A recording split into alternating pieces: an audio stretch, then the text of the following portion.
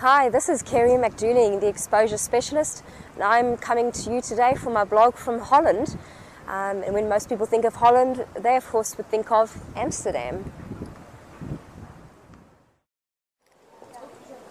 When people think of Holland, this is what they imagine. Here I am in the heart of the red light district of Amsterdam. As you can see around me, it looks a little bit sleazy, a little bit tacky. We've got some sex shops, we've got women in the windows selling themselves. We have coffee shops as well, where of course you can go and smoke a bit of weed. This is what people imagine when they think of Holland. Now I thought to myself, why is it, when I told people I was coming here to Holland to visit my in-laws and the family here, they immediately thought that I was coming here and I got a bit of a nudge, nudge, wink, wink, you know, have a bit of a joint for me. And I thought, so what is it actually about Holland that makes people think of this part of Holland? And then I figured, well, it must be about perception, what people perceive to be real. Why is it that they don't perceive what the Dutch Tourist Board puts out there, which is tulips and the cheese and the beautiful canals and windmills? Of course, people will think of that eventually, but it's not necessarily what they immediately will think of. The only explanation I could come up with was that people will remember what is most talked about. So this is obviously an image or a scene that sticks with people because it's so different. You won't really find it anywhere else in the world. So this is something that people remember and take home with them and will talk about to their friends. When it comes to yourself, your business, what perception are you putting out there about yourself? And is it really the perception that you want to be putting out there? Is that reality? Well, I'm back again. This time I'm in Delft, a smaller city that's further south from Amsterdam here in Holland. It's smaller than Amsterdam, but it's perhaps a little bit nicer or more interesting for a tourist. It's not necessarily what you may have automatically thought of when somebody said to you, Holland. But I think this really depicts what is really traditionally Dutch.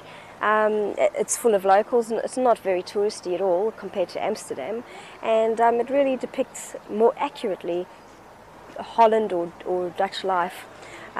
You'll see little canal houses along the sides of the canal, beautiful big swans, some really old traditional buildings including churches and townhouses, and there's a lot to do here, including little clothing shops, small cafes, and you could just walk around, people watch, spend the day relaxing, having a look around.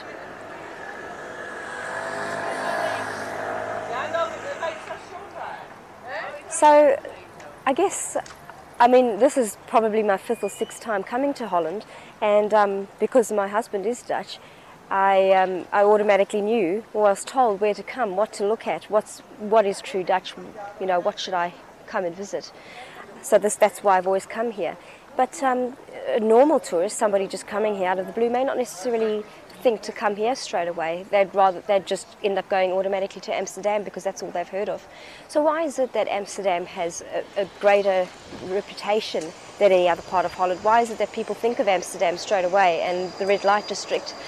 Well, I would say that's probably because Amsterdam's controversial. It's what you see there is controversial, so that's therefore what people remember and what they talk about when they go home, what's talked about in the media and via word of mouth.